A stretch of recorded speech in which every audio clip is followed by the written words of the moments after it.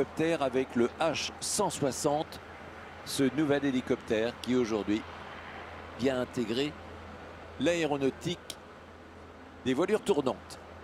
Ce bimoteur de taille moyenne qui est au roulage actuellement est l'un des fleurons de la feuille de route de l'entreprise en matière d'innovation et de décarbonisation, puisqu'il intègre pas moins de 68 technologies brevetées. D'abord, cet hélicoptère civil a été initialement développé pour le transport de passagers, et c'est pour cela même qu'il a été imaginé, puisqu'il était capable de franchir une distance de 880 km en seulement 3 heures et 20 minutes.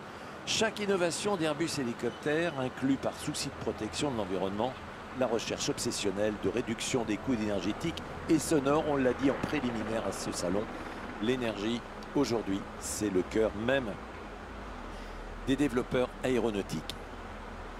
Le H160, c'est une réussite puisqu'il est devenu le plus sobre de 15% par rapport à ses prédécesseurs de même tonnage. Les performances obtenues entre consommation et vitesse sont liées à l'excellent rendement de ces deux moteurs. Il s'appelle Safran Arano, mais également à l'optimisation aérodynamique de l'appareil. Quand on regarde les hélicoptères, on se rend compte qu'il y a une forme complètement différente. Le fenestron incliné, marque de fabrique d'Airbus, continue à améliorer la charge utile de l'hélicoptère, tandis que des pales Blue Edge continuent à réduire les niveaux sonores. On l'a dit tout à l'heure, et bien oui, c'est une réduction de 50% par rapport à d'autres hélicoptères de même catégorie, ce qui permet aux passagers de bénéficier d'une expérience d'égalée. Sa charge utile, près de 2 tonnes, qui permet désormais à Airbus Hélicoptère de proposer une version militaire. Il s'appelle le H160M Guépard, et cet hélicoptère interarmé léger va permettre à la Marine nationale, l'armée de l'air et de l'espace ainsi qu'à l'armée de terre d'effectuer un panel impressionnant de missions. Équipé de la suite Helionyx, l'assistance au pilotage du H160 réduit la charge de travail de l'équipage dans ce concentré technologique doté du tout premier manuel de vol informatisé pour l'hélicoptère. L'ensemble des utilisateurs de ces hélicoptères, qu'ils soient civils, qu'ils soient militaires, vont bénéficier d'un système de maintenance optimisé qui réduit les coûts, optimise la disponibilité opérationnelle. Mesdames et messieurs, le H160 en démonstration en vol.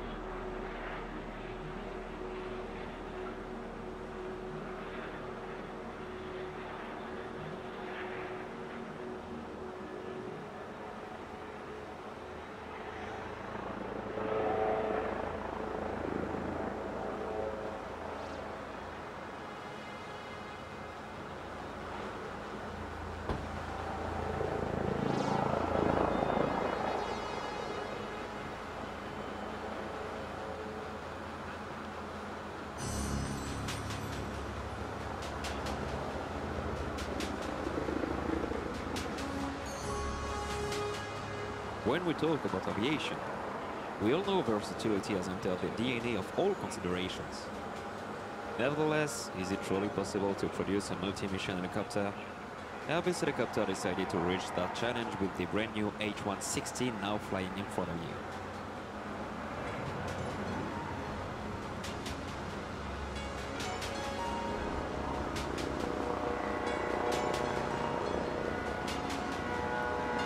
Technological advances, industrial processes and reliability have always been at the heart of Airbus Helicopter's success.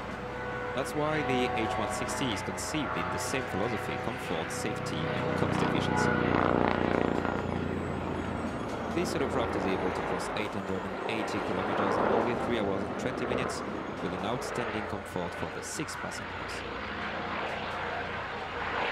This performance is made possible thanks to its 2 Safran Arano engines, both performant and economic.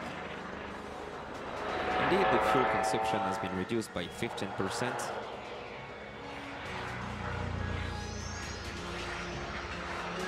able to carry 2 tons of equipment, this helicopter would be perfect as a military one. That's why Airbus Helicopter decided to propose it in a military version. The H-160M Gepard, whose deliveries have already started for the French armies. Therefore, French Air and Space Force, French Navy and Army will be equipped with the same helicopter in order to perform many different missions.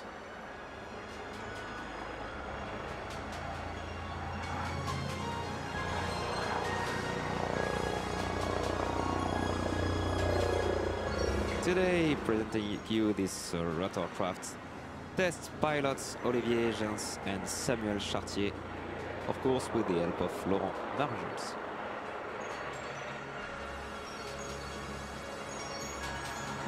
All users, civilian and military, who are going to use this helicopter will benefit of the greatest technologies at a reduced cost, including maintenance and of course a very high operational availability.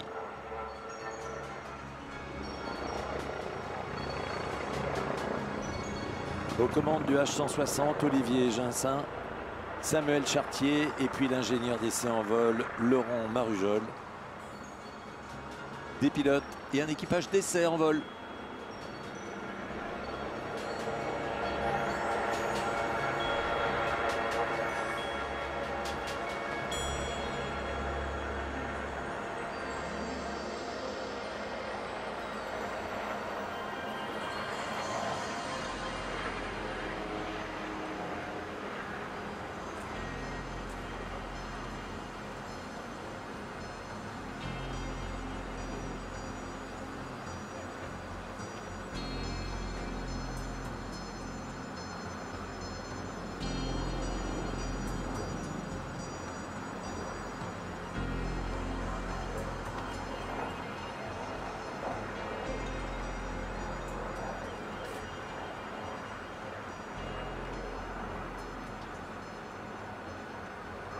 Je peux mieux sortir parce qu'il va se poser derrière, je pense.